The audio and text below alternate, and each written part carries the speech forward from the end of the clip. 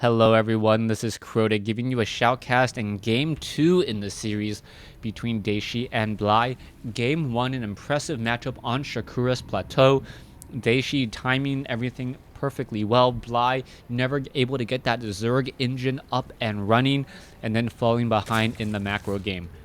Game 2, we'll see how Bly responds. Bly in a better position this time around, and Shakura's Plateau, he was full cross spawns, but I don't believe Bly could have asked for better positions in this matchup. Because he has spawned clockwise to his opponent, Mutalisk will be able to easily harass this location here. Also, if you take a look, there are destructible rocks and vents down over here, but Nidus Worms can still be placed and hidden down over here in just a moment. We'll see what these players try to go for as we now see a supply depot being built on the front door coming in from Dayshi.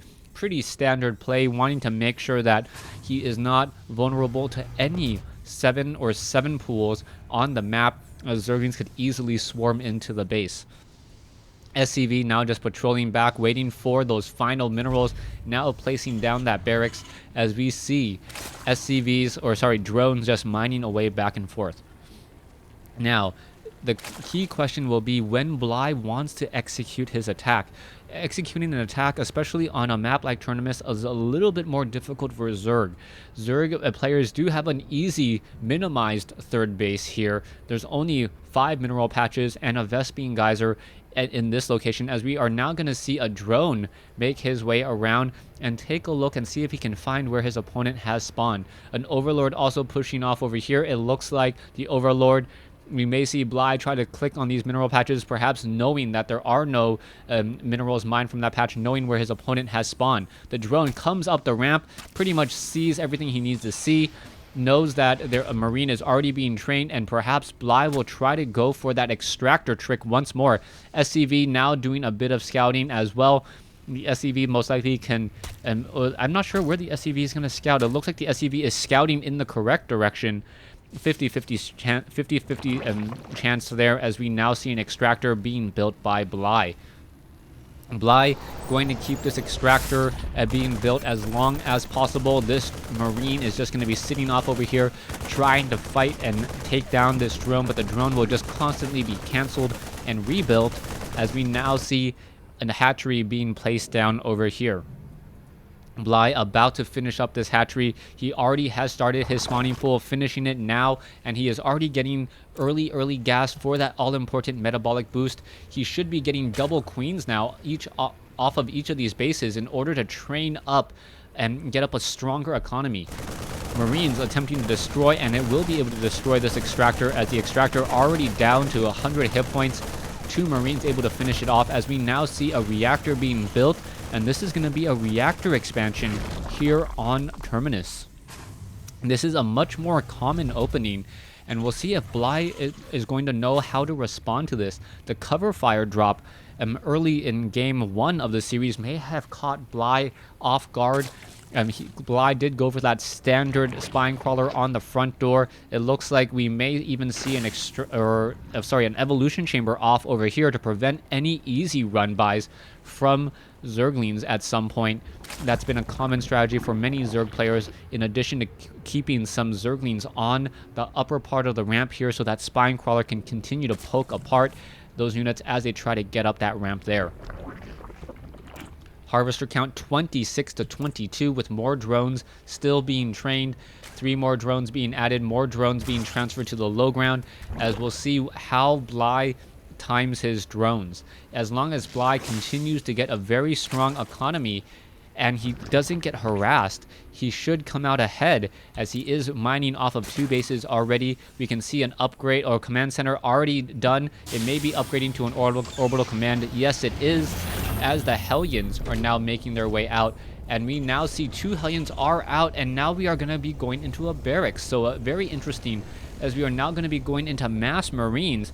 Once we already have 4 Hellions in play, these Hellions are meant to harass and not much of anything else, as we do see that the evolution chamber has been placed down where I thought it would be. Hellions now trying to test the waters to perhaps get some damage onto a queen, but won't be able to do much more than that. As 2 spine crawlers and 2 queens already in position to defend. Bly currently only going to be able to spawn larva off of one of his hatcheries, as the other hatchery is currently queenless, or excuse me, the layer is currently queenless, as 2 queens, or the queen now going to perhaps run back home, do a quick inject, and then get back here on the defensive line. Starport is being added. Marines are double trained. Stim pack now being researched. We are going into siege tech already. So Dayshi perhaps looking to push with that standard Marine tank medevac combination, which is so strong against Zerg early on. Zerglings now down over here, as well as we are going into a macro hatch. So Bly pretty much closing off this front door almost all but completely, as he will be able to get 3 queens to take care of these 3 hatcheries pretty quickly. Hellions still sitting outside the door over here, as Dayshi, with a decent sized army, unable to really lay down any pressure, and that is his problem. He is now behind 31 drones to 46. He needed to get drone kills, but he didn't want to lose those Hellions. And now I gotta say that Dayshi, even though he is ahead in food, or he was ahead in food, is gonna be behind unless he attacks right now and deals a lot of damage. Bly with the smaller army by far, but we should be seeing Zerglings and perhaps even some Mutalisks added in just a moment. Perhaps somewhere around 7 Mutalisks, but he is going to be supply blocked for a little while longer. That means that at the most he's going to be able to train up 6. No, now training up 4 additional Overlords. Zerglings now looking to do a surround, and looks like it will be able to do so, completely taking down all those Hellions and saving many of those Zerglings, as those Zerglings are now down to 9 hit points. However, Marine's going to be able to shoot many of those Zerglings, as those Zerglings do not want to try to surround those siege tanks and Marines. Simply too much DPS there and not enough Zerglings. More units being added to the front door. This front door completely walled off now, as Dayshi will be able to control his gate and moving up and down. An Overlord looks like it may get destroyed. No, not going to get destroyed, as we may see another elevator drop up onto the high ground. Marines are in position, and the Marines are now fighting back against the Mutalisks. The Marines do have stim, but these Marines are not helping. Transfusions now coming over as well, and those Marines, because they were not in the fight, really causing a problem, as now nothing on the high ground to really spot those units. Marines trying to finish out the Mutalisks, and now Bly losing a lot of these units. This is going to be a problem. Mutalisk going to finish off 1 siege tank, perhaps even 2 of them, as the Zerglings now going after even more units, catching the units in transit. Down goes another siege tank, and Bly taking a commanding lead, knowing that he now has a license to drone, getting 63 drones compared to 49, a 14 drone advantage. Already taking the time to establish up a 3rd or 4th hatchery and a 3rd base, and training even more queens. The Mutalisks are now going to have just rights to own the skies, as there's not enough Marines to really combat them as of yet. Dayshi needs to perhaps get even more barracks. He is double upgrading. He knows that he needs more barracks, getting in an additional 3, I believe.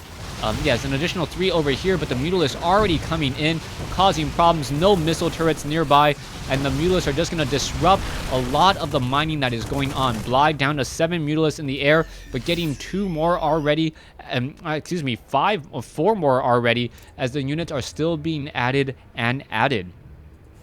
Mutalisks look to go in after some units. Marines just in too small numbers to really deal with the sheer number of Mutalisks in the air. SCVs coming back over once again. Marines need to be added, and in order to push back these Mutalisks, perhaps even a Viking or 2 with their superior range may be of some help.